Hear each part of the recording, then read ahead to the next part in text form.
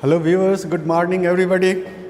आज का टॉपिक है, हमने सिर्फ 2 नंबर्स को ऐड करने का तरीका सिखाया था। आज हम देखेंगे पाइथन में कोडिंग कैसे करेंगे जब बहुत सारे नंबर्स को जोड़ना है। आज हमने सिर्फ नेचुरल नंबर्स की बात कहा। ये तो सभी को मालूम है कि नेचुरल नंबर्स का मतलब फर्स्ट नेचुरल नंबर होता है 1, then 2, 3, 4, all the counting numbers comes under natural number, but 0 is not a natural number, negative is not a natural number।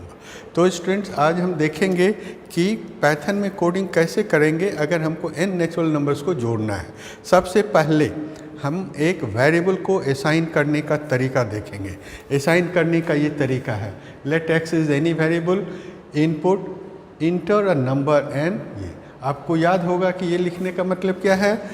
Bye writing this line enter number n you give a message to the users. आप users को कहना चाहते हैं कि आप कोई भी एक नंबर ऐड कीजिए, एक नेचुरल नंबर ऐड कीजिए, और वो जो होगा वो इंट होना चाहिए, फ्लोट नहीं होगा। फ्लोट होगा तो फिर वो नेचुरल नंबर नहीं होगा, फिर हम उसका सम हम नहीं निकालेंगे।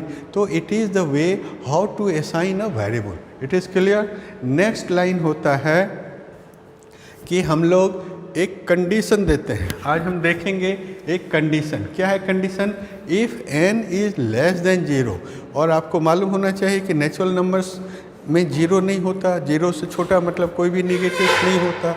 अगर यूजर्स ने लेस देन 0 मतलब निगेटिव नंबर ऐड किया तो हम लोग उसको एक मैसेज देना चाहेंगे, please enter a positive number.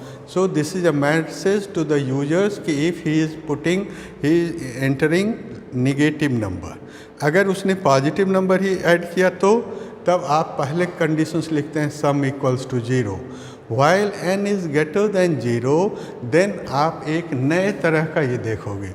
तो व्यूअर्स, आप याद कीजिए, यहाँ पर हमने पहले देखा वेरिएबल को कैसे असाइन करते हैं जो पहले की तरह है। उसके बाद कंडीशनल स्टेटमेंट शुरू होता है, if, else.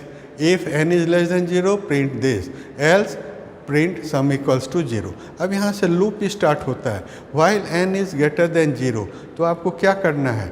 It is a special operator, sum plus and का मतलब क्या हुआ? राइट साइड, लेफ्ट साइड में जो भी ऑपरेंड हैं उसमें राइट साइड के वैल्यूज़ को ऐड कीजिए और लेफ्ट साइड के वेरिएबल्स में हम उसे असाइन करते हैं। It is the meaning of this. ये बहुत ही इम्पॉर्टेंट चीज़ है।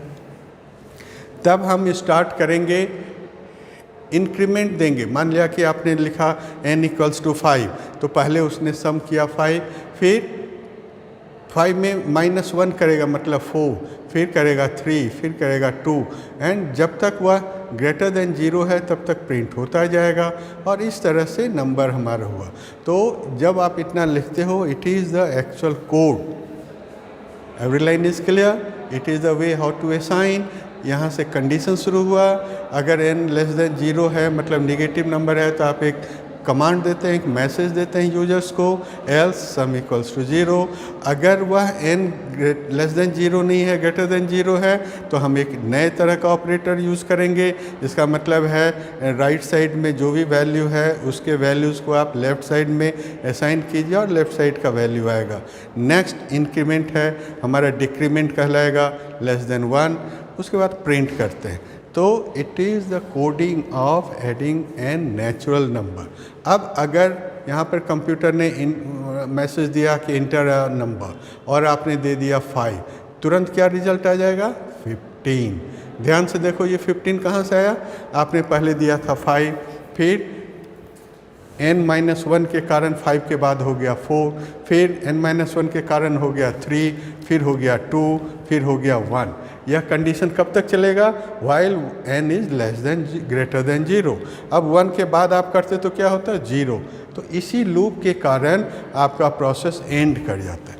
So it is a very intelligent thing, though simple but very important from examination point of view. हर सिलेबस में ये चीज़ है। Thank you.